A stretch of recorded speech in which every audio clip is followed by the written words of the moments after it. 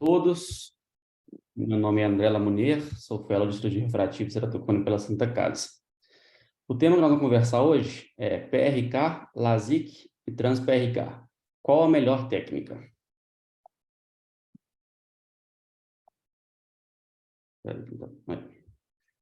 Falar um pouquinho primeiro sobre a cirurgia refrativa em si. Tem várias modalidades de cirurgia refrativa. O objetivo principal dela é reduzir a dependência de óculos e lentes de contato. A primeira modalidade que eu vou citar aqui são as lentes intraoculares, né? Tem as lentes de câmara anterior, que podem ser de fixação angular ou de fixação iriana. Tem as lentes de câmara posterior, que são as lentes fásicas. E tem quando a gente mexe, a gente troca o cristalino, né? Que é a cirurgia de catarata. A gente pode optar por uma lente monofocal, trifocal, acomodativa, entre outras. Aqui está um exemplo aqui, o primeiro que é à esquerda, de uma lente de suporte angular e uma aqui de suporte iriano, ambas lentes de câmara anterior. Outra modalidade de cirurgia refrativa são as corneanas, que são subdivididas em incisionais, que são a ceratotomia radial, ou RK, e as incisões relaxantes, que são usadas mais para corrigir o astigmatismo, né? Outra modalidade é a subtração, que é o PRK, o LASIK, que é o nosso tema de hoje, e também tem a SMILE, né, que é a cirurgia lamelar. Outro modelo é de adição, que é o anel hidrotestromol, ou as lentes intracorneanas, que são muito pouco utilizadas, é mais em estudo mesmo, mas é muito pouco utilizado. E também uma outra que está sendo pouco utilizada demais é a termoceratoplastia por radiofrequência, que é a CK, que também é quase anedótico, né? Quase não usa. Então, vamos lá. Primeiramente, vamos iniciar com o PRK, que é a ceratectomia fotorrefrativa. Ele foi descrito inicialmente por MacDonald, em 1989, e por Seiler e Wolensack, em 91. E ela começou a ser mais utilizada em altas ametropias com o advento da mitomicina, porque antigamente dava muito raise em ablações maiores. Então, quando se passou a utilizar a mitomicina no PRK, ela foi mais difundida nas altas ametropias. Antes, optava mais pelo LASIK nesse tipo de caso. Ela basicamente vai mexer na curvatura anterior da córnea com o excimer laser. O excimer laser, só uma curiosidade, ele utiliza o gás hélio e fluoreto de argônio, e ele faz uma fotoablação. As principais indicações assim, do PRK, primeiramente, o paciente tem que ser maior de idade, tem que ter mais de 18 anos, tem que ter uma estabilidade refrativa, até meia dioptria em 1 ano.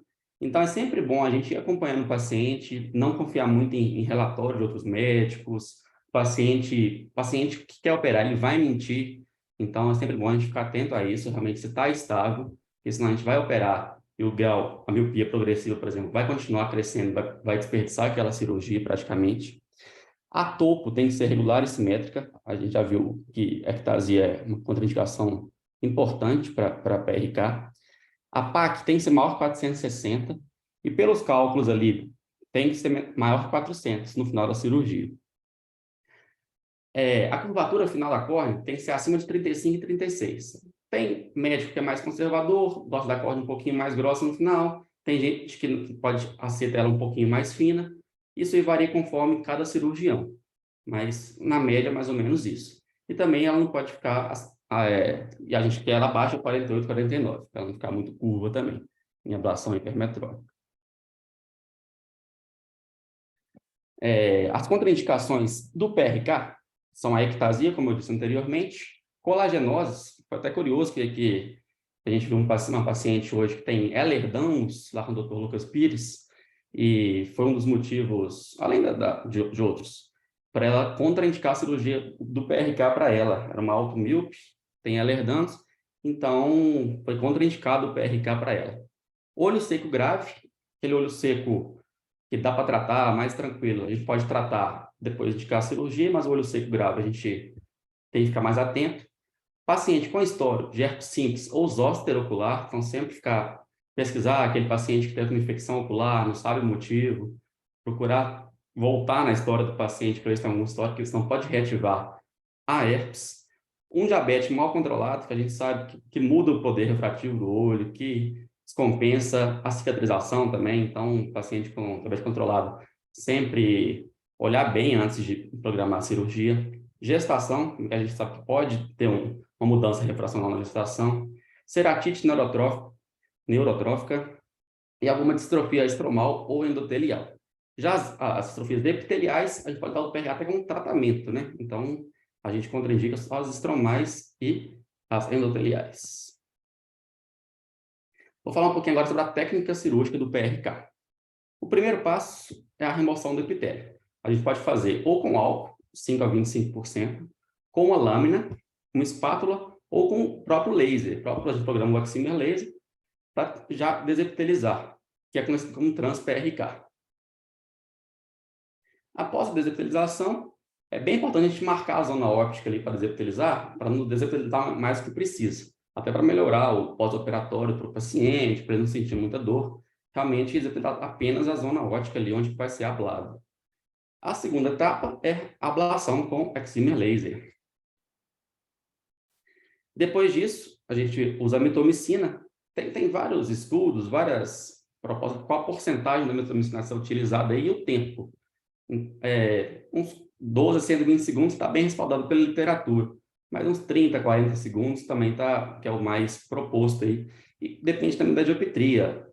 Altas ametropias a gente costuma deixar mais tempo, algumas baixas às vezes nem usa, mas para prevenir o haze, né, que é o nosso principal da mitomicina, é importante a gente usar. E por último, a gente põe uma lente de contato terapêutica para proteger, ajudar na repitelização também desse epitélio. Tem um videozinho aqui para mostrar a técnica. Primeiro passo ali, a gente vai pôr o álcool. A gente tem o marcador da zona óptica ali, a gente pinga o álcool.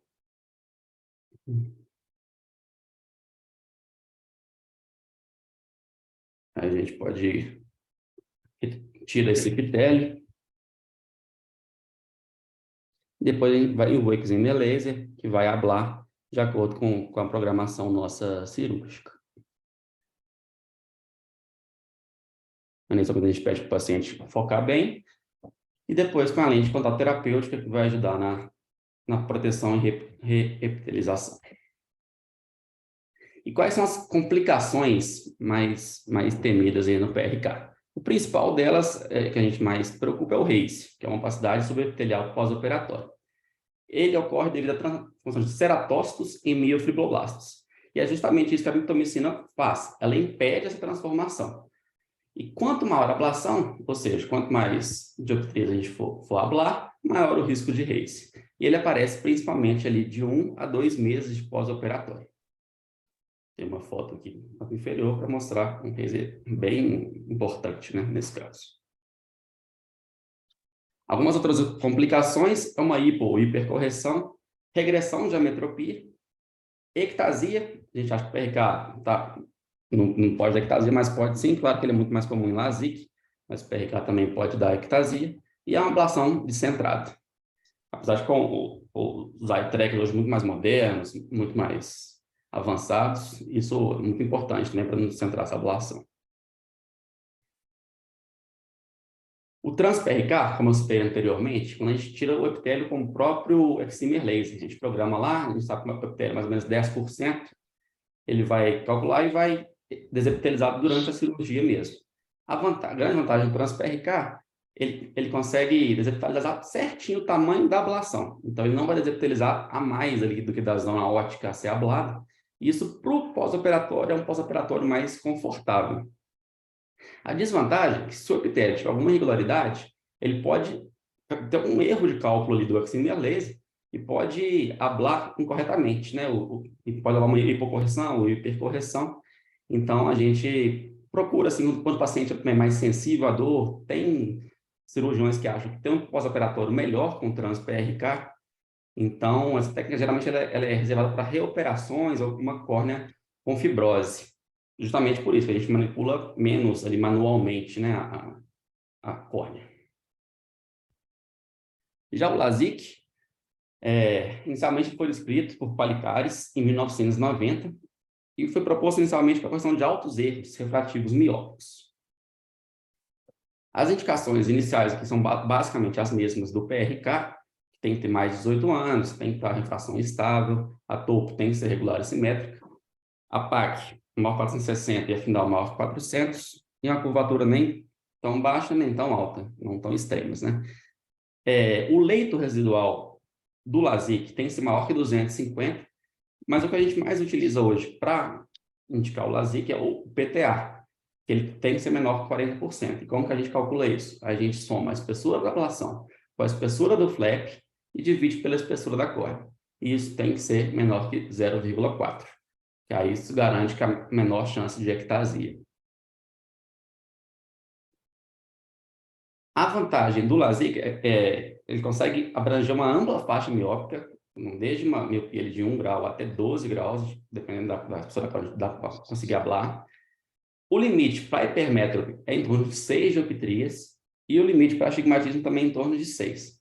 Claro que tem cirurgiões mais conservadores que fazem só com menos dioptrias, tem uns que vão até 6 mesmo, mas isso na literatura é bastante controverso. E, claro que o astigmatismo embaixo das astigmatas vai ter um resultado melhor. E aqui, só para ajudar a entender como é o PTA lá, a espessura do flap mais da ablação, a gente vai somar os dois, vai dividir pela espessura total da córnea e tem que dar menor que 40%. Sobre a técnica cirúrgica do LASIK, a primeira parte é a confecção do flap. A gente vai fazer o flap tanto com o microcerátomo. O que é importante a gente saber no microcerátomo?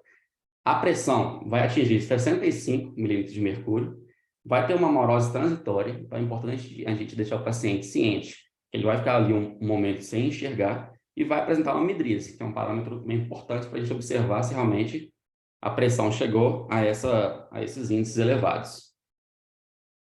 Ou a gente pode utilizar o fento segundo, que causa uma fotodisrupção, enquanto o exímio causa uma fotoablação, o fento causa uma fotodisrupção. A grande vantagem do fento é que ele é muito mais reprodutivo e previsível o resultado.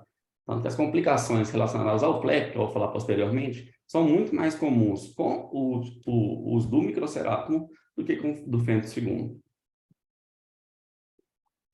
Outra importância também do flap com o laser, a gente pode ver aqui embaixo, que a espessura dele é bem padronizada em todo o flap.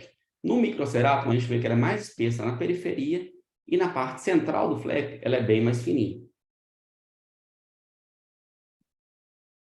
Depois de confeccionar o flap, a gente vai, antes disso, tem que marcar. Antes de fazer o flap, a gente tem que fazer uma marcação do planeta cirúrgica. Para caso ocorra complicações, por exemplo, como o free cap, por exemplo, a gente saber reposicionar o flap. Então, na hora de levantar, é importante a gente ver que está bem marcado. Então, sempre lembrar disso. Que caso ocorra alguma coisa assim, a gente tem que saber como reposicionar o flap na posição certinha, né? Ou cabeça para baixo não pode, então tem que ser bem marcado. Depois de levantar o flap, a gente vai lá, faz o excimer laser, faz a ablação. E depois, seguindo direitinho ali a marcação, a gente vai reposicionar o flap e irrigar. Tem mais um videozinho aqui resumindo a técnica do LASIK. Aí, confecção do flap com o fento.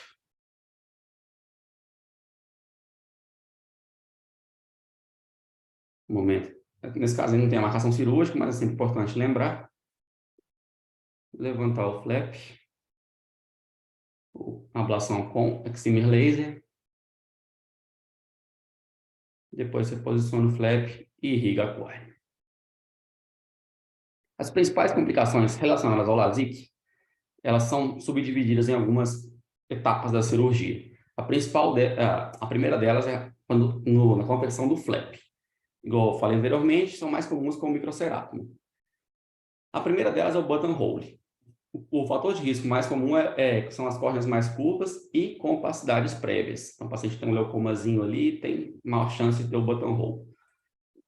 E como você vai tratar o buttonhole? Você não vai ablar, você vai reposicionar o flap e vai programar uma nova cirurgia em 3 a 6 meses.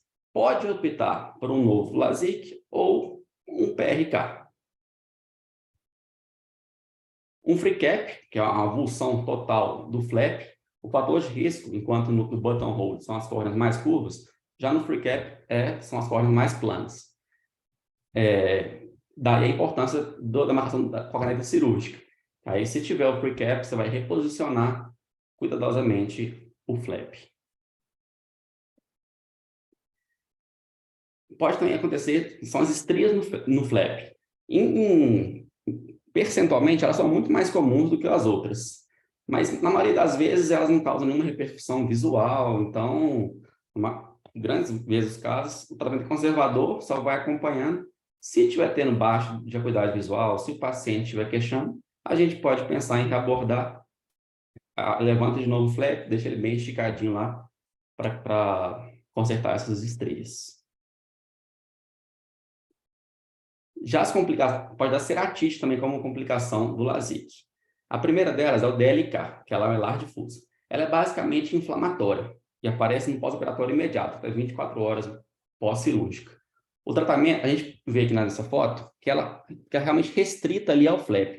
Ela não ultrapassa a região da interface ali, que é bem restrita ao flap.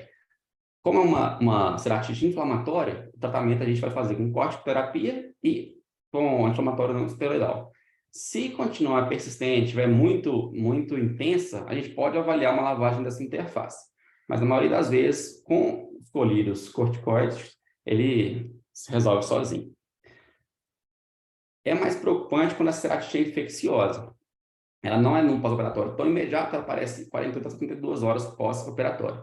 E o grande problema dela é que ela é micro-organismos aí, pode causar isso aí. Gram positivo, nocardia, micobactérias, fungos. Então, a gente tem que tomar bastante cuidado. O tratamento, primeiro é colher cultura, iniciar macrolídeos, aminoglicosídeos, hormônio de quarta geração, criar um amplo espectro aí para combater essa ceratite infecciosa. Isso é uma foto que a gente pode ver que ela não respeita o flap. Ela ultrapassa as camadas, ultrapassa a região do flap. Então, é uma complicação muito mais preocupante do que a DLK. Outra complicação também observada é o crescimento na interface. A gente pode ver aqui na figura, e ela ocorre principalmente quando tem a reabordagem do flap. O paciente que fez um LASIK, teve que reabordar aquele flap, vai ter muito mais chance de ter esse crescimento epitelial. Grande maioria dos casos não tem nenhuma comprometimento visual, não vai ter nenhuma queixa do paciente, a gente pode só observar. Mas se tiver ali no eixo, tiver tendo alguma complicação visual, a gente pode reabordar cirurgicamente. E também outra complicação são as ectasias, que aí vão ter que avaliar paciente por paciente, aí pode ser proposto um anel, um crosslink, utilização de lentes de contato. Ectasia a gente sabe que ocorre muito mais no LASIK do que no PRK. Outra complicação também é a ceratopatia estromal induzida por pressão. O que é isso? Cria-se um bolsão na interface e é induzida pela utilização demais do corticoide.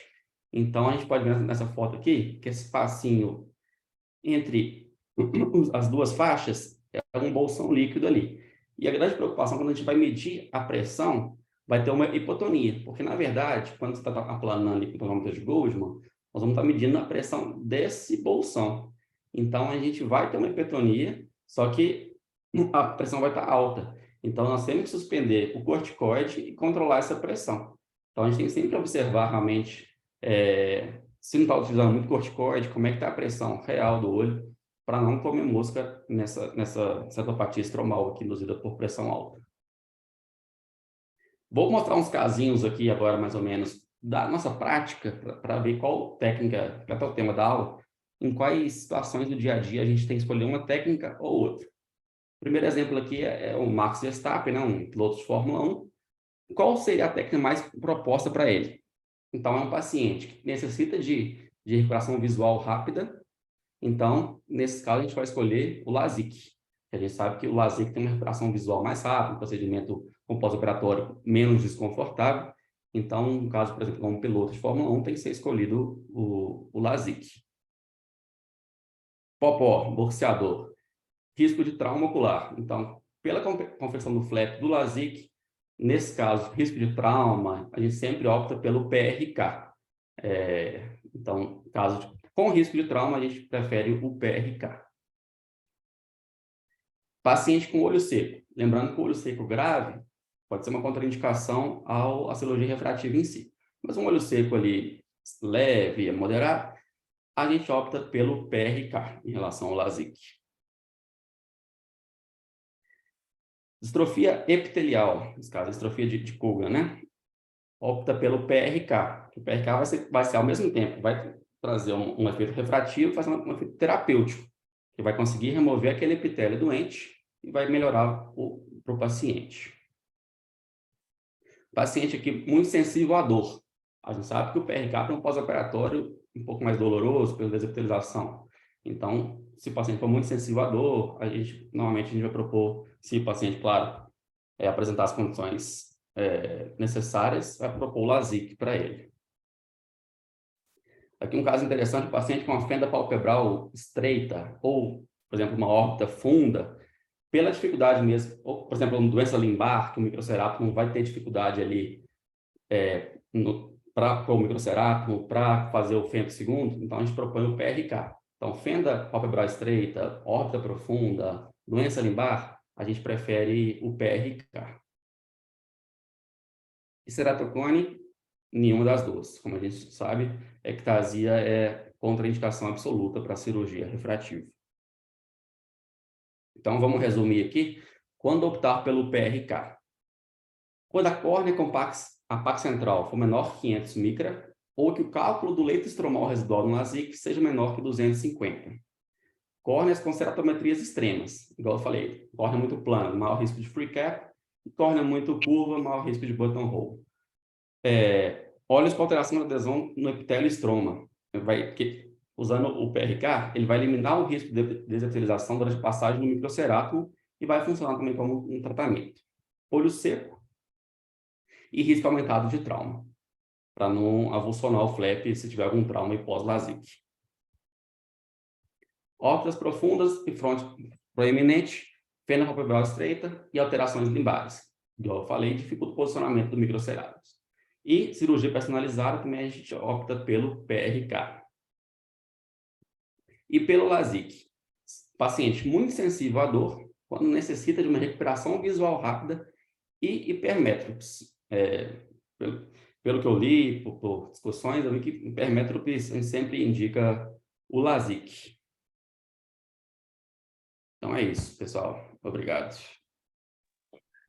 Perfeito, André. Pode fechar pode fechar o PowerPoint aí.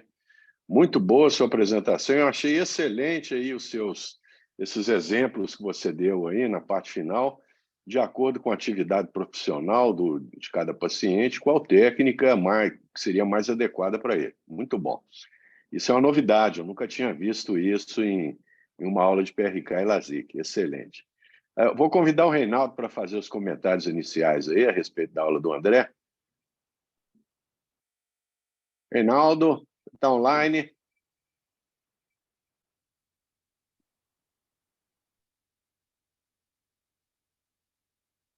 Reinaldo. Lucas, você está online, Lucas? Boa noite, chefe. Estou aqui, estou presente. Então, enquanto o Reinaldo se prepara aí, Lucas, eu gostaria de ouvir os seus comentários aí a respeito da apresentação do André, por favor.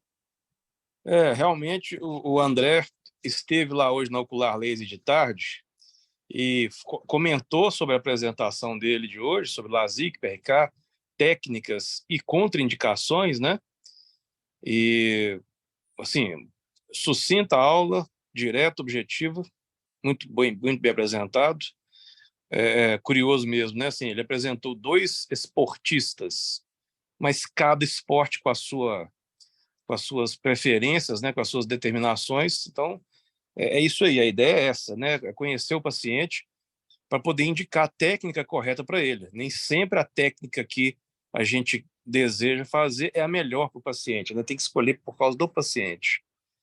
Mas o André esteve lá hoje, e a Ana também, o Cláudio Cury, e foi um dia muito curioso, hoje à tarde, lá no Ocular Laser. Primeiro, porque uma paciente foi lá para fazer exame no Pentacam e exame no IOL Master, porque devido à alta miopia dela de -11 em um dos olhos e -8,75 no outro olho, essa paciente já veio me procurar com a indicação de fazer implante de lente fáscica, de câmara posterior. Inclusive, essa paciente mora em Brasília e teve a indicação lá de um grande médico lá de Brasília, conhecido e tal. E acontece que essa paciente ela veio acompanhar uma senhora, que foi a babá dela, e eu fiz implante de anel nessa senhora. E ela veio acompanhar a cirurgia dessa senhora.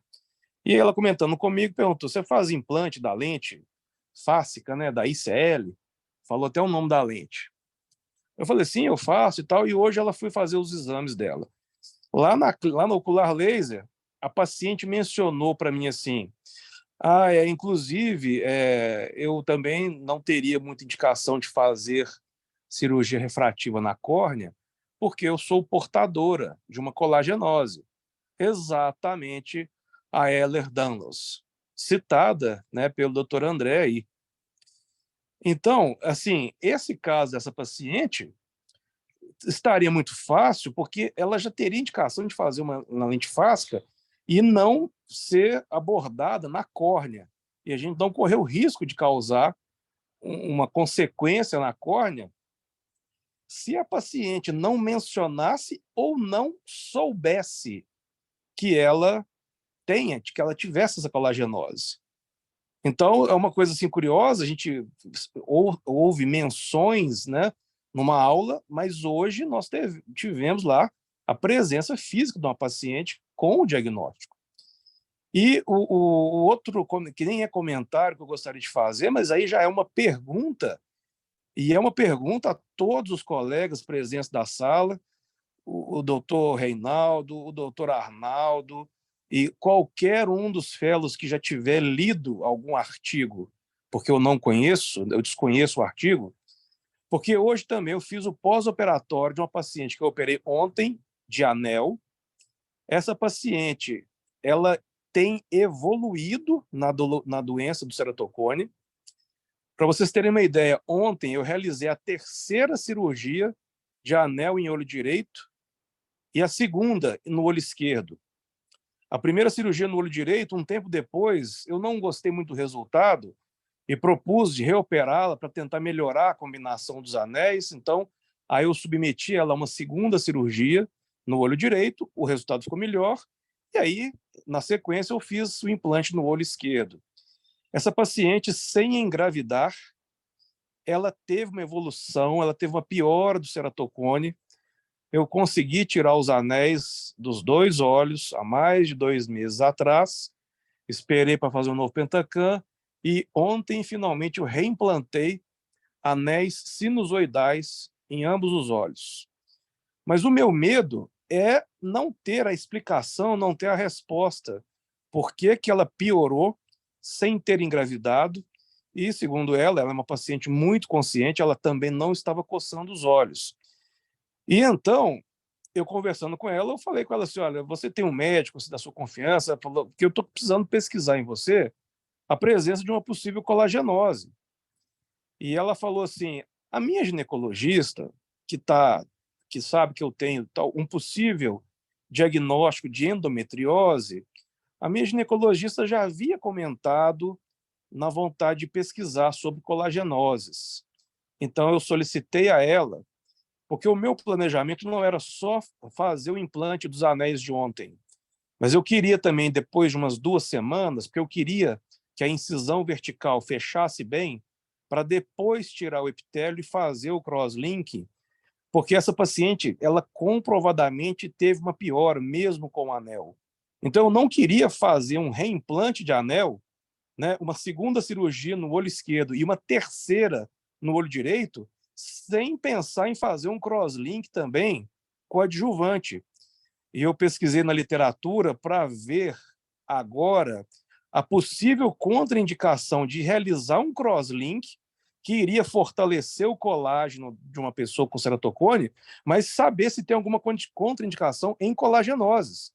Então, eu desconheço e preciso da ajuda de todos os presentes na sala, se alguém tem alguma informação de um artigo científico. É isso. Ok, Lucas. Dr. Cláudio Cury está online? Boa noite, Cláudio. Boa Reinaldo está noite. online. Boa noite, Cláudio. Tudo bem? Tudo Eu jóia. gostaria que Estou aqui. você fizesse seus comentários aí a respeito da brilhante apresentação aí do Dr. André, por favor. Não, muito boa. Parabéns, André. Tivemos lá hoje, vimos tudo isso aí que o Lucas já mencionou. Eu queria fazer 2 questionamentos, na verdade. Que eu já participei de uma discussão desse estroma mínimo de 250 micra, de onde que veio isso? E na discussão que eu participei, ninguém soube explicar. Teve uma menção num artigo uma vez e aí virou verdade. Esse estroma mínimo, né? 250 é muito pouco. Então, tem que questionar isso aí. A outra coisa, numa reunião que nós participamos recentemente, alguns dos fellows estavam lá, foi apresentado um caso com infecção por micobactéria, e a principal origem dessa micobactéria teria sido os instrumentos, teria sido alguma má esterilização, utilização do mesmo bléforo num olho e no outro, sem trocar o material. E aí eu queria fazer uma provocação, porque em cirurgia de catarata nós temos como praxe usar o iodo, a iodopovidona, e nós não estamos usando isso no ocular laser. E muitas vezes não estamos também trocando os instrumentais de um olho para o outro. Então, fica aqui a provocação a todos. Pessoal, vou procurar ser bastante objetivo aqui com relação aos comentários da apresentação do Dr. André. E ele foi bastante feliz em definir que quando você tem um paciente que tem uma curvatura corneana normal, uma tomografia normal, não tem aberração, tem uma curvatura de córnea dentro dos parâmetros normais, tem uma miopia moderada e também tem os parâmetros de microscopia especular, hipaquimetria, mapa hipaquimétrico adequados, esse paciente ele pode ser um bom candidato tanto para a PRK quanto para o LASIK. Dependendo da necessidade profissional do paciente, aí nós vamos selecionar qual a técnica que se adequa mais a ele, seja o PRK, seja o LASIK. Então, um atleta que pratica esportes de contato, ele certamente não é um bom candidato para fazer um LASIK, porque, eventualmente, pós-trauma, ele pode ter uma perda até do seu flap. Então, para esse perfil de paciente, o PRK está mais bem indicado. Aquele paciente que é um executivo, uma pessoa muito ocupada, que não pode ficar aí 5 dias, uma semana sem trabalhar, se recuperando de uma ablação de superfície, esse paciente certamente vai se beneficiar mais de um LASIK do que um PRK. Aquele paciente que já fez uma cirurgia prévia e precisa fazer uma nova cirurgia, a melhor opção certamente vai ser um PRK transepitelial, em que a gente não precisa manipular esse flap. Então, o PRK transepitelial ele é uma ótima opção para recirurgias, para a gente evitar ter que levantar um flap, e muitas vezes não foi o flap que nós realizamos, a gente não sabe as condições desse flap, ele pode ter acontecido uma intercorrência, um buttonhole, um free cap. Então, o mais sensato nesses casos, realmente, é a gente fazer um tratamento transepitelial. Com relação à hipermetropia, o André foi muito feliz em lembrar que, normalmente, pacientes hipermétropes, a gente evita fazer PRK justamente pelo motivo de haver uma regressão muito grande no pós-operatório, principalmente durante os primeiros anos, e muitas vezes a presença de um raise anular que pode comprometer a qualidade de visão do paciente, principalmente à noite. Então, a técnica mais adequada para o hipermétrope é o LASIK e não o PRK. Se você tiver, eventualmente, um paciente hipermétrope, até 2 dioptrias, esse paciente, eventualmente, ele poderá se beneficiar de um tratamento hipermetrópico transepitelial. Mas a minha primeira opção por hipermétrope é sempre o LASIK. Lembrar também que pacientes jovens com alta hipermetropia não devem ser operados, mesmo o LASIK, porque a chance de uma regressão é muito grande e é realmente desconfortável para o cirurgião se operar um paciente aí entre 20 e 30 anos de idade e, após alguns anos de pós-operatório, se observar que muitas vezes 50%, 60% do grau original desse paciente voltou. Então, normalmente, hipermétropes jovens, a não ser que ele tenha um motivo muito forte, eu prefiro não operá-los, ok? Eu recebi uma ligação hoje do Fabiano Temperini, que é o gerente lá da Ferrara, e ele fez um convite para todos os nossos fellows. Na sexta-feira à tarde, vai haver um Wet Lab lá na Ferrara, na Rua Maranhão, de anel manual. Inclusive, vai ter um test drive lá de uma bomba de vácuo que o Ferrara está desenvolvendo para a confecção do túnel manual. Então, ele convidou a todos os fellows para estarem presentes, e eu vou colocar o telefone aí do Fabiano após a aula, para que vocês possam fazer a inscrição de vocês, para vocês estarem lá na sexta-feira à tarde, que realmente vai ser uma experiência bastante proveitosa. Inclusive com a presença do Paulo, e vocês vão aprender lá grandes dicas com relação à confecção do túnel manual, ok?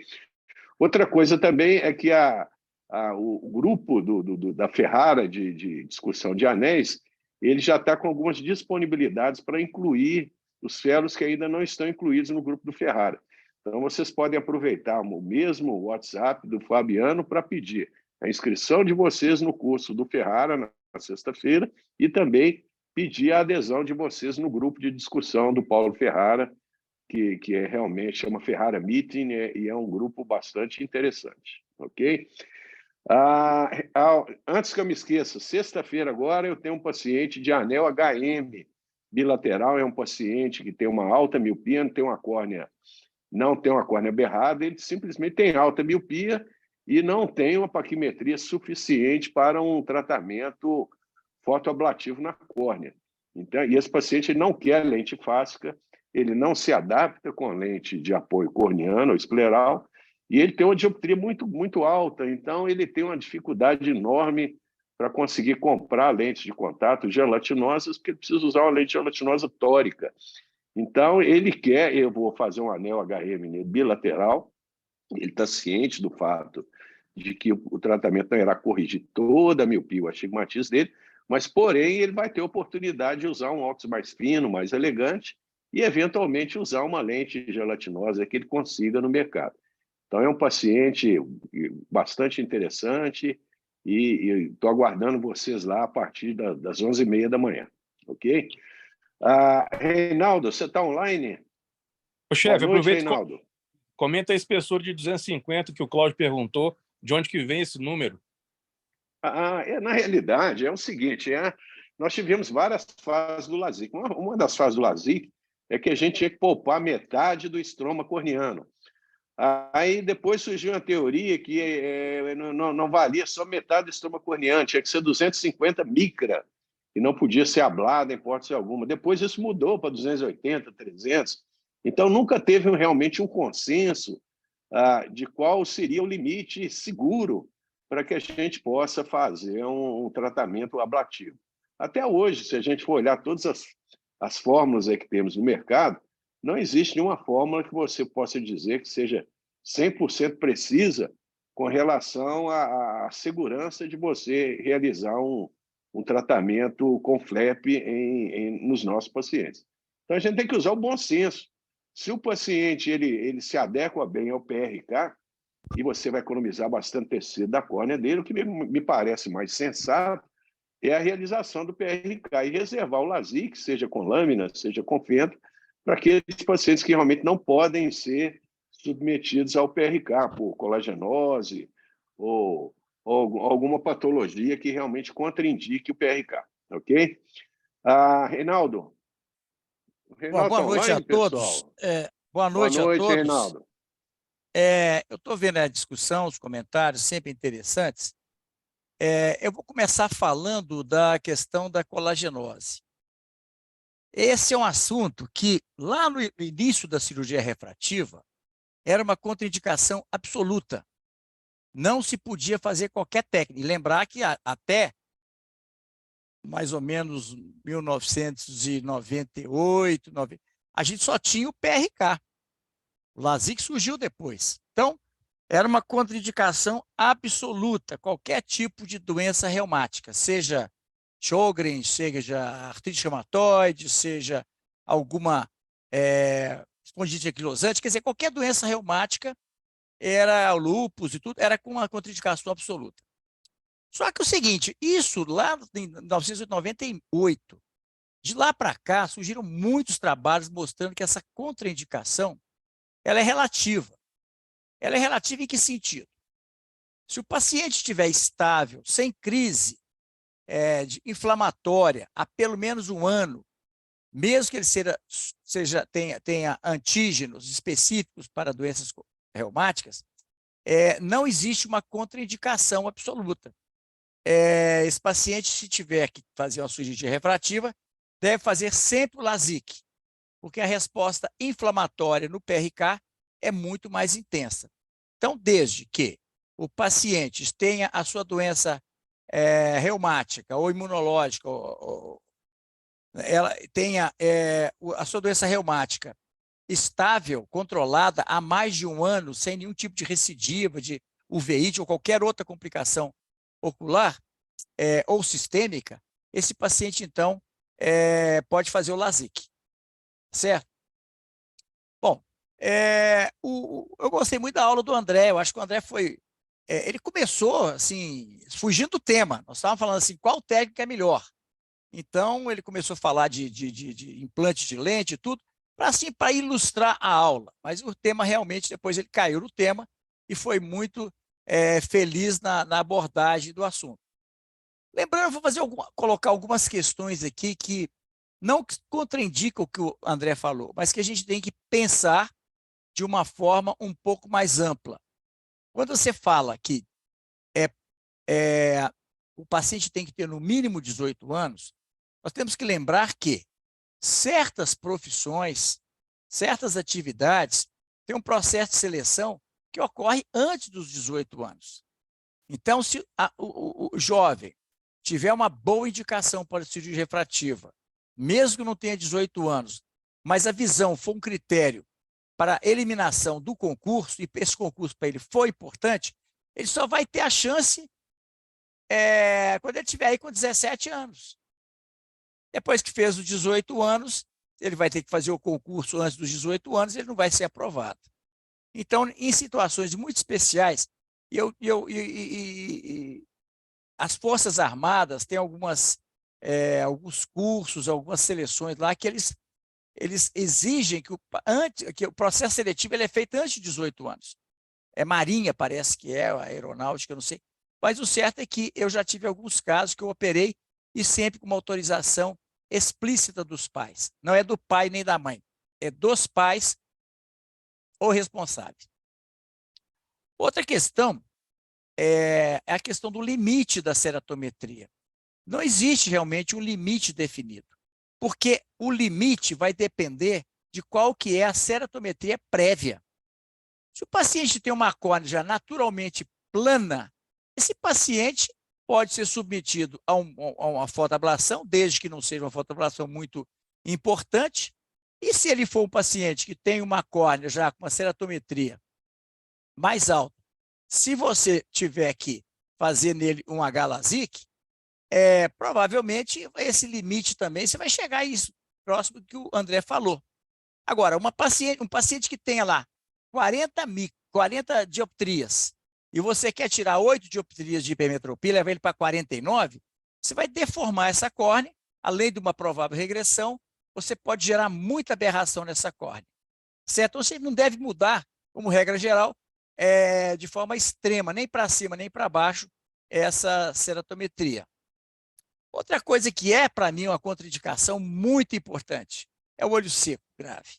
Paciente que já tem um BUT de curta duração, né? Tem uma puntata importante, tem alguma alteração de superfície, é uma contraindicação absoluta. Você tem que controlar esse olho seco, ver se esse olho seco também não tem uma doença sistêmica por trás e, se por acaso não for possível controlar esse olho seco, esse paciente você tem que fazer, às vezes, colocar plug, às vezes você tem que ficar usando secretagogo, como atropina. Isso é contraindicação absoluta à cirurgia refrativa. Uma outra contraindicação que, a meu ver, ela é relativa é a questão do herpes. Da mesma forma como eu expliquei para a colagenose, quando você já tem histórico de herpes simples ou zoster oftálmico, e esse paciente tiver há mais de um ano sem crise seja de ceratite, seja de uveíte, o que seja, esse paciente, desde que você faça uma adequada profilaxia com antiviral, então você pode submeter esse paciente ao tratamento. Em relação à distrofia de córnea, pode ser contraindicação, porque tem distrofias que você faz, no caso sempre você vai fazer uma superfície, porque você está querendo tirar as opacidades, mas tem distrofias que são contraindicações porque tem recidiva, e tem distrofias que são indicações, como a distrofia, que nós tivemos um caso hoje lá no Ocular Laser, de distrofia de membrana basal. Esse tipo de distrofia, realmente o melhor tratamento para ele é a fotoablação, que seria um PTK ou então um PRK, se for com objetivo refrativo. Só para ilustrar mais esse caso, como era um paciente presbita, mesmo que você fizer só o PTK, você vai induzir hipermetropia, piorar a visão dele. Então, eu optei por tratar o astigmatismo simples e, posteriormente, fazer uma nova fotoablação para hipermetropia, para deixar esse paciente um pouco ainda do lado da miopia. Então, ele vai melhorar. A visão dele era 20/80.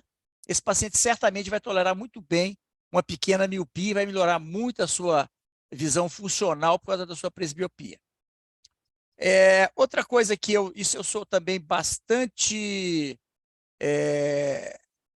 radical.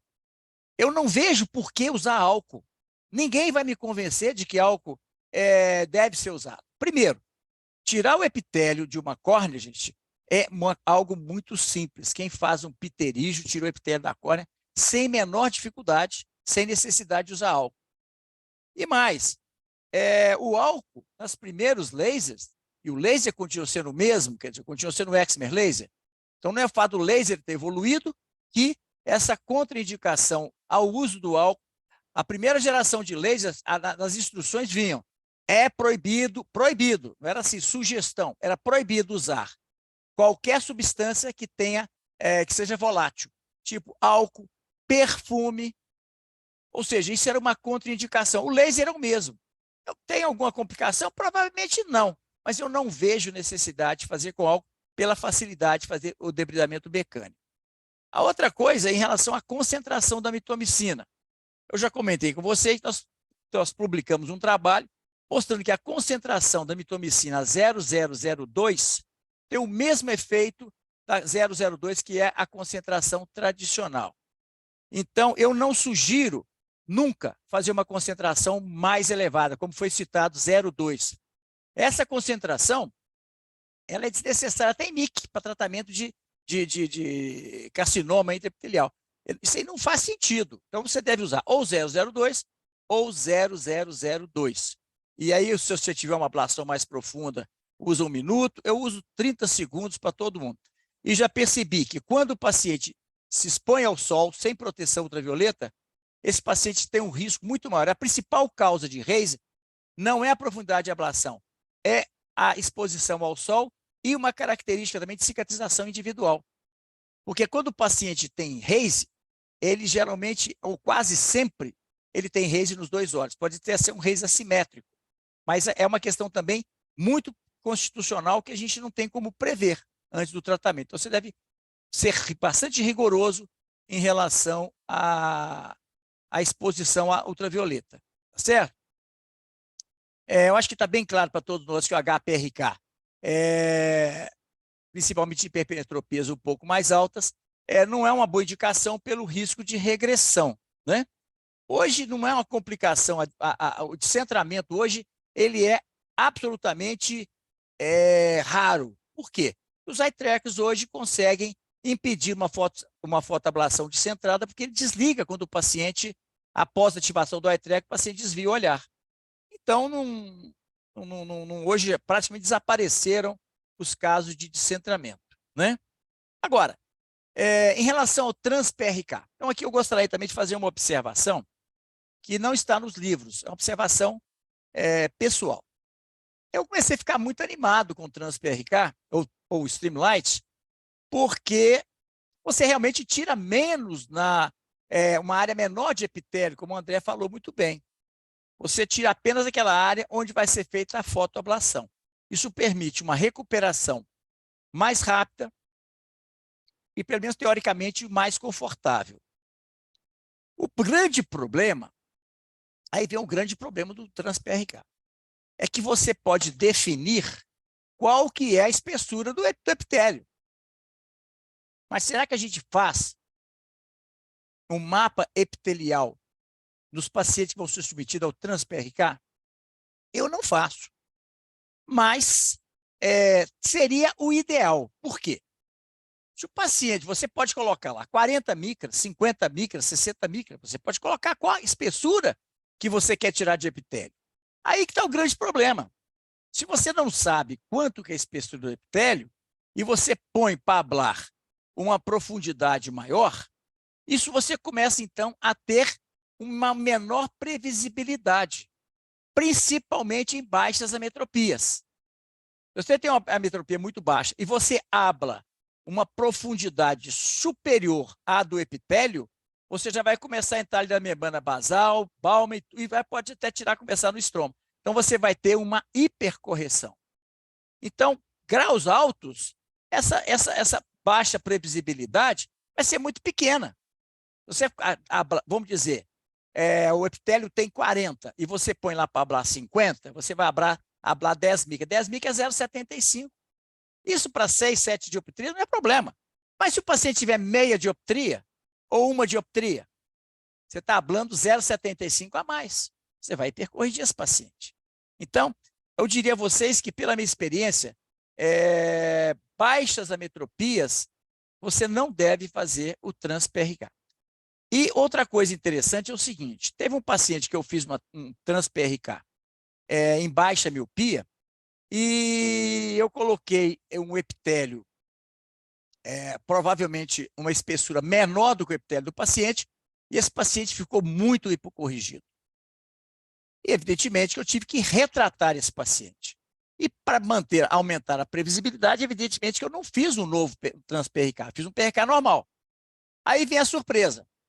Eu virei para ele e falei assim, você teve desconforto na cirurgia? Ah, pouco e tal. Mas e na segunda? Na mesma coisa. Ou seja, se você está fazendo trans-PRK porque tem uma recuperação mais rápida ou mais confortável, não parece a experiência que eu tive. Então, parece que tem muito marketing em cima desse trans-PRK.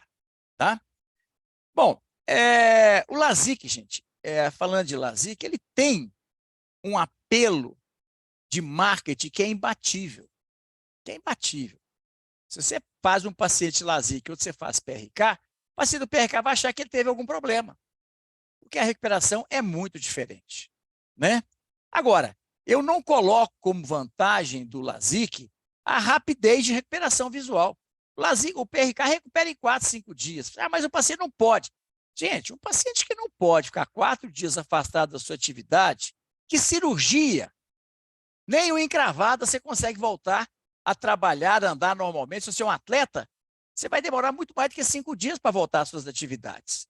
Então, qualquer cirurgia teoricamente simples, como uma hernia inguinal, como uma cirurgia teoricamente simples, a recuperação é mais do que 5 dias. Então, eu falo com o paciente o seguinte, o transtorno ele é temporário, mas o benefício é permanente. Então, eu não vou operar LASIK em vez de PRK por causa de 5 dias. Explico para o paciente e não tem que mudar em função disso. Eu posso mudar para o LASIK em função de outras vantagens. No caso da hipermetropia, no caso das colagenoses, no caso que o paciente tem que tomar muito sol, um atleta profissional. Eu já operei vários jogadores de futebol. Como é que eu falo com o indivíduo para poder ficar de óculos escuro durante meses? Tudo bem. E quando não é possível fazer LASIK, eu coloco neles uma lente de contato terapêutica que seja comprovadamente filtrante. E você tem como testar essa lente, tá? Você pode usar uma lente de contato para ele praticar seu esporte ao ar livre. Isso aí minimiza a exposição ao sol. Agora, o LASIK, gente, eu já fiz LASIK demais. Durante mais ou menos aí uns 10 anos, eu só fazia LASIK de 1 até 12, 15 graus. Então, eu não parei de fazer LASIK pelas complicações. O índice de complicação é muito baixo. O LASIK é uma técnica extremamente segura. Mas o LASIK tem um calcanhar de Aquiles que o Fento veio corrigir, que é exatamente a espessura do flap. Quando você fala que tem que deixar 250, hoje a espessura recomendada é 300 micras.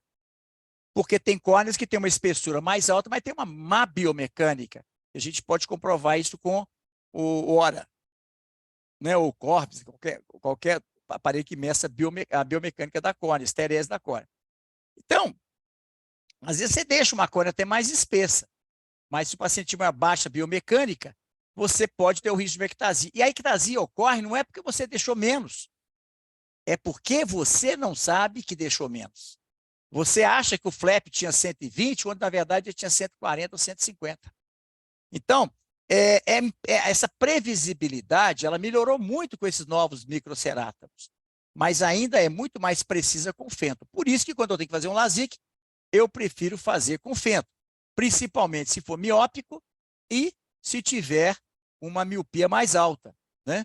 Eu acho que é mais seguro, porque você ali sim, você pode fazer um flap de 110 micra e vai ter 110 micra no seu centro.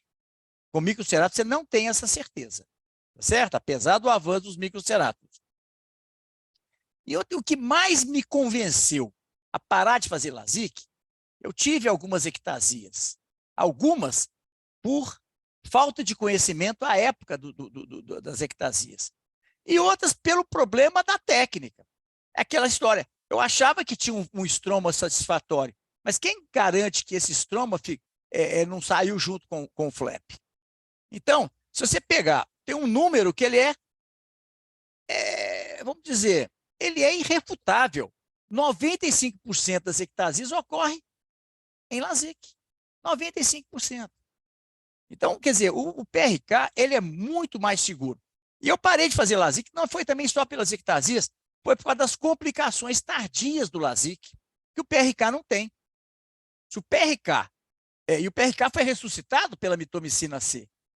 Nós não estávamos fazendo mais PRK. Quando veio a mitomicina C, para controlar o RASE, nós voltamos a fazer PRK, e com o tempo eu passei a fazer só PRK.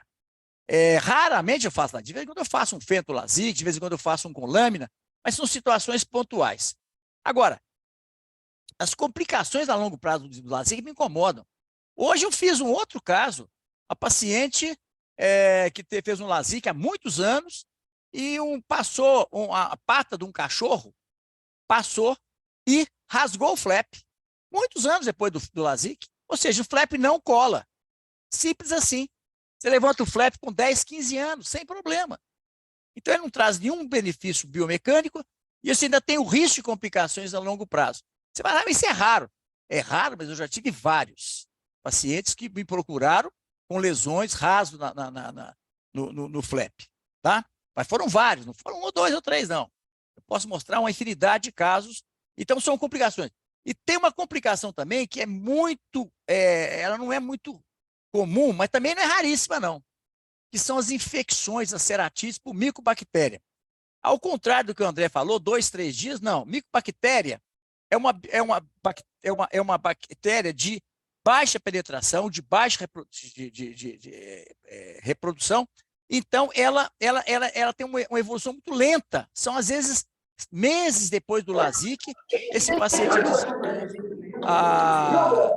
uma infecção na interface. E o micro-organismo que leva a essa ceratite de evolução muito lenta e tardia, a mais frequente é a micobactéria. Tá certo? E é lógico, as outras todas as complicações que o André falou, a gente pode ficar aqui o dia inteiro, né? DLK também é uma complicação que não é comum, ela ocorre em surtos, mas pode levar a complicações muito graves, entre elas o melting de córnea. Tá? Lembrando que eu tive um caso de melting num paciente com PRK, na época a gente fazia só PRK, e esse paciente evoluiu para uma perfuração. E esse não é paciente que ia caminhar, não, era paciente meu. E esse paciente, eu tive que fazer um transplante a quente com esse paciente, porque ele estava com uma perfuração e com dificuldade de conseguir córnea. Foi uma situação que realmente eu não gostaria de passar por ela novamente. Agora, esse paciente, eu tentei identificar algum motivo para esse melting, suspeitei de colagenose, mas esse paciente simplesmente se recusou a fazer os exames né, a sorologia para doenças autoimunes, ele não quis fazer, e então eu fiquei sem essa possibilidade de confirmar. Tá certo? E lembrar sempre, né, gente? Toda infecção de córnea, procure colher material. Nós temos lá o Guglielmelli, que é um patologista especializado em oftalmologia. Entre em contato com ele, vai te orientar como colher o material, ele te manda por escrito o passo a passo. Você vai falar com ele o caso clínico, você vai discutir com ele as probabilidades, os meios que ele vai mandar para você. Então, isso tem que ser um tratamento precoce e não é ficar dando tiro no escuro. Vamos usar quinolona, mais aminoglicosídeo, mais tobramicina. Bom, é um aminoglicosídeo também. Então, a gente tem que ter um respaldo do laboratório, isso nos ajuda muito, muito. Agora, você começou com antibiótico, não vai crescer nada ali. Você tem que suspender o antibiótico, quando for possível, por pelo menos 24 horas, para você ter possibilidade de crescimento de alguma coisa naquela lâmina. Bom, gente, eu acho que gostei muito também dos exemplos que o André mostrou, de PRK, de LASIK, de trans-PRK. Então, ficam aí essas considerações. Amanhã, eu vou mostrar para vocês uma série de casos, por que foi indicado tal técnica e não foi indicado outra técnica. Tá certo? E aí nós vamos dar mais exemplos mostrando o caso e o resultado. Tá bom? Reinaldo, Pois eu não. vou reforçar a minha pergunta que eu fiz. Tá. Eu estou com uma paciente lá que evoluiu no ceratocone e eu refiz ontem o terceiro implante de anel do olho direito e o segundo do olho esquerdo, porque ela evoluiu com anéis implantados. E eu não faço de praxe crosslink e anel junto em todo mundo, eu não faço. Nessa paciente, o meu planejamento era fazer o crosslink após o implante do anel, queria fazer umas 2 semanas depois, mas eu não tenho o motivo porque ela piorou. Ela não engravidou e ela vai pesquisar, ela já vai procurar um médico para ver se vai confirmar alguma colagenose. Se confirmar alguma colagenose, você tem conhecimento em artigos que o crosslink, né, seria contraindicado porque vai desepitelizar como um PRK, seria contraindicado numa colagenose com ceratocone? Veja bem, como eu falei com você, se o paciente tiver estável, o paciente não tiver em quadro agudo, hoje se considera que esse paciente pode ser submetido à cirurgia refrativa, de preferência lamelar, porque tem menor resposta inflamatória. Agora, se o paciente não tem nenhuma contraindicação formal a fazer o PRK, o crosslink também não tem nenhuma contraindicação. Eu diria o seguinte, que você não faz o crosslink junto com o anel. Eu não acho que deve ser feito em paciente algum. Esses procedimentos são todos imprevisíveis. Quando você junta 2 procedimentos imprevisíveis no mesmo procedimento, você está tornando esse procedimento exponencialmente imprevisível, além das complicações que são inerentes ao procedimento combinado. Como, por exemplo, se você fizer um crosslink subcutâneo ao anel, a chance de você ter um raise importante, que dá em todo paciente com crosslink, mas é um raise bom, segundo o Theo Seiler. Mas um raise vamos dizer, que você não tem controle sobre ele, que vai piorar a visão e tudo, é muito maior quando você faz o procedimento combinado. Agora, por que o ceratocone da paciente evoluiu? Gente, nós não temos o porquê que evoluiu ou porquê que não evoluiu. Quando evolui, você tem alguns fatores que estimulam a evolução, como coçar do olho, né, o trauma frequente dos olhos, Isso aí realmente, né? A gravidez. Agora, pacientes, homem também não engravida, e, no entanto, o ceratocone pode evoluir raramente na idade adulta, mas pode evoluir também.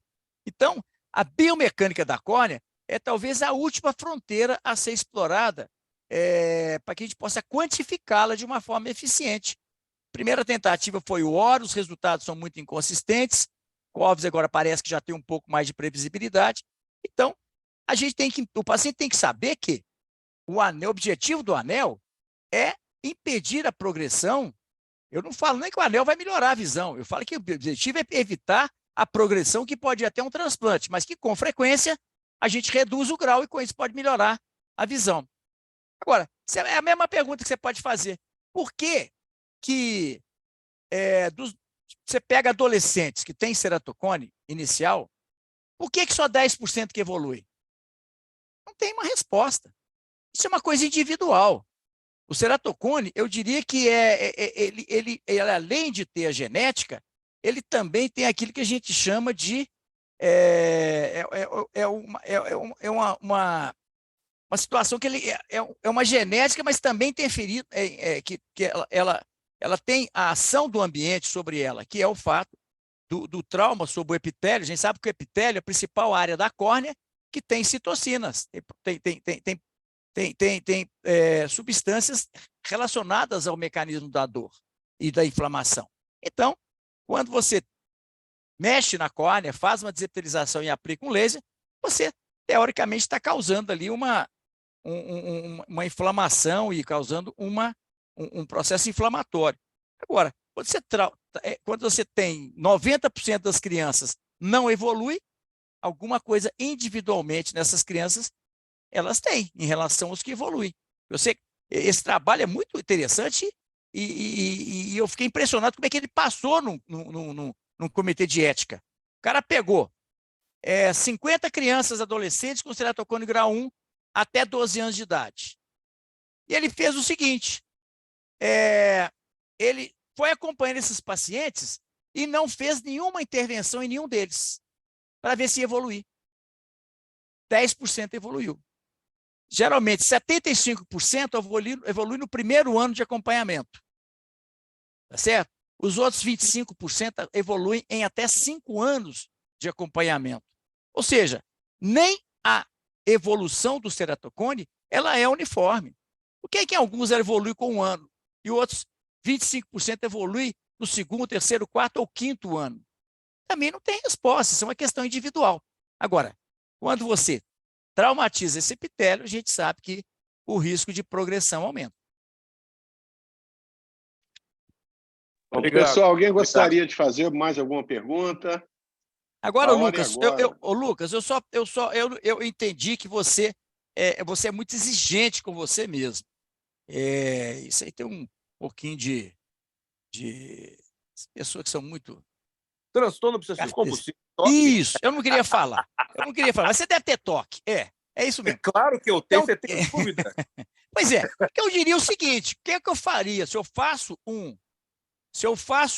anel? O paciente melhorou, porque ele melhorou, mas o ceratocone continua evoluindo. Antes de pensar em trocar esses anéis, eu pensaria em fazer o crosslink. Eu poderia até trocar esses anéis posteriormente. Mas eu primeiro, porque a gente sabe que se você não conseguir estabilizar com o anel, é provável que você trocando o anel não vai estabilizar também. Então, eu penso que talvez a melhor alternativa seria, primeiro, fazer o crosslink. O resultado visual ficou muito ruim, mas estabilizou. Aí sim eu vou fazer um replanejamento desse cone depois da sua estabilidade. Mas eu acho que um cone estável, mesmo com o resultado visual não tão bom, é melhor do que você melhorar esse estado refracional do paciente e esse cone continuar evoluindo. Eu acho que é melhor aí estabilizar esse ceratocone. E a alternativa melhor que a gente tem até hoje é o crosslink, né? Com todas as suas complicações. É que essa paciente ela piorou e piorou muito rápido, Reinaldo. Ela piorou em 1 ano. Eu fiz o implante nela, 1 ano depois ela voltou e ela estava muito pior. Então, assim, tinha um olho lá, que eu não vou lembrar qual é, ele chegou a ter 10 dioptrias de astigmatismo com 2 segmentos de 160. E aí a córnea dela, você via visivelmente, até documentado no Pentacan, o tilt que a córnea sofreu, levando o descentramento dos anéis que estavam centrados, eles descentraram superiormente, sabe? Uhum. Então, aí eu falei assim, não adianta eu fazer um crosslink agora com essa córnea ruim desse jeito. Então, eu replanejei os implantes, ela ficou muito bem. Ontem mesmo, ela levantou da cama, perguntei para ela assim, tá vendo o relógio na parede ali? Você consegue falar quantas horas são? Ela falou assim, 3h15. Ou seja, ela conseguiu ver 2 ponteiros muito próximos, quando são 3h15, sentada na maca, assim que ela levantou do procedimento, que eu fiz o implante nos 2 olhos, né? Ontem. Então, a visão dela já teve uma resposta muito boa. E agora, assim, né, aí, ou seja, eu pensei assim, bom, essa paciente, eu não posso só reimplantar o anel e ficar esperando ver se estabilizou. Nessa paciente, eu quero fazer um crosslink, mas umas 2, 3 semanas depois do anel. Sim, E eu estou esperando perfeito. uma resposta para ver se ela vai conseguir um diagnóstico sorológico, né, que confirmaria alguma colagenose. Porque eu falo assim, bom, a paciente, né, aquilo que você sempre ensina para a gente, mostrar ao paciente que você está tentando se cercar de todos os cuidados. E não só tratar, mas ela está ciente, né? Que eu estou tentando fazer de tudo para entender o caso dela. É Entendi. isso. Não, isso é A minha louvável. pergunta, Isso chama-se cuidar do paciente. Tem médico que trata, tem médico que cuida. Então, isso é diferente. O paciente percebe quando ele está sendo cuidado. Agora, só lembrando que não é a minha conduta, até porque eu faço muito pouco crosslink, mas não está errado você fazer primeiro o crosslink e depois implantar o anel. Tem claro, colegas que fazem isso. Eu acho claro. que não faz muito sentido. Por quê? Porque, principalmente em adultos, a maioria dos casos de anel que eu implantei, o ceratocone não evoluiu. A grande maioria. Em Eu também. crianças, não. Crianças, você faz o anel e pode preparar para fazer um crosslink, porque em crianças, o anel não tem o efeito de estabilizar o cone como tem em adultos. A córnea da criança tem muito mais elasticidade. Então, o anel segura menos o ceratocone. Mas, se você quiser fazer os crosslink antes, por algum motivo, como é que chama? O Marcondes Santiago, ele faz crosslink em paciente que tem cone 60. Ele fala que é o Sim. seguinte, eu quero estabilizar essa córnea primeiro. Ele faz o crosslink primeiro, depois ele faz o anel. Não é a minha conduta. Eu faço o anel primeiro, se não estabilizar, eu faço o crosslink. Lembrando, gente, que não são raras as complicações do crosslink. Entre as principais estão as infecções, aplanamento progressivo, sem controle, e raise. Às vezes o raise é muito importante, né? Além de infecção também, né? Que a gente tem que tomar cuidado.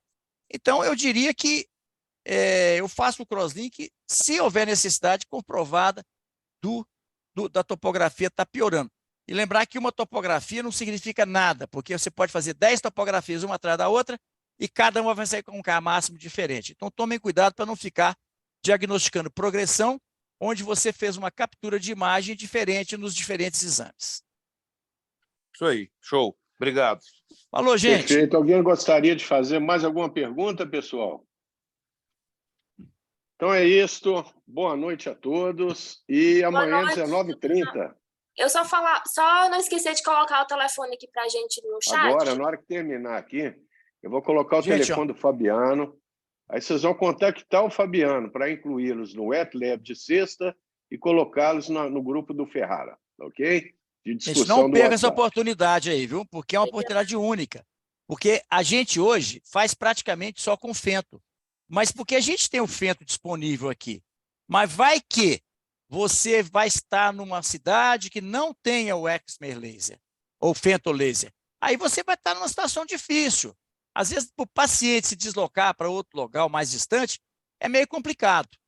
Então, eu sugiro que vocês aprendam, até porque tirar um anel você vai ter que trocar um anel, como o Lucas fez, você tem que ter uma experiência no anel manual, né? E em caso de alguma intercorrência, há poucos dias eu fiz um anel com fento, o paciente tinha uma opacidade e eu tive que completar o túnel com a espátula, tomando cuidado para não ir para a câmara anterior, porque a obstrução, ela impede não só o fento, como também vai direcionar a espátula para a parte posterior. Por que para a parte posterior e não para a parte anterior? Porque as lamelas na camada nas camadas posteriores da córnea, elas são muito mais espaçadas, são muito menos compactas. Por isso que, quando você faz um laser, você pode ter uma córnea, às vezes, espessa que tem ectasia. E o que segura a córnea biomecânica são as camadas do estroma anterior. Não é por outro motivo que o SMILE veio por isso. Porque no SMILE você faz a retirada da lamela do estroma posterior, que pouco efeito tem de biomecânica. Mas também já teve caso de ectasia com o SMILE. Então, realmente, cirurgia refrativa, a gente está sempre aprendendo e a gente tem que estar sempre estudando para não cometer os mesmos erros ou fazer do mesmo jeito, querer que seja um jeito diferente o resultado. Muito bem, gente. Então, noite, amanhã, pessoal. então, nós vamos ter os casos aí para ilustrar isso que o André falou. Parabéns, André. Muito boa apresentação. Obrigado. Boa noite Falou, a gente. todos. Agora é o Até seguinte, ó. amanhã. Agora vou torcer pro Galo aí, ganhei um ponto, viu? Hoje vai ganhar. Um abraço. 3-0.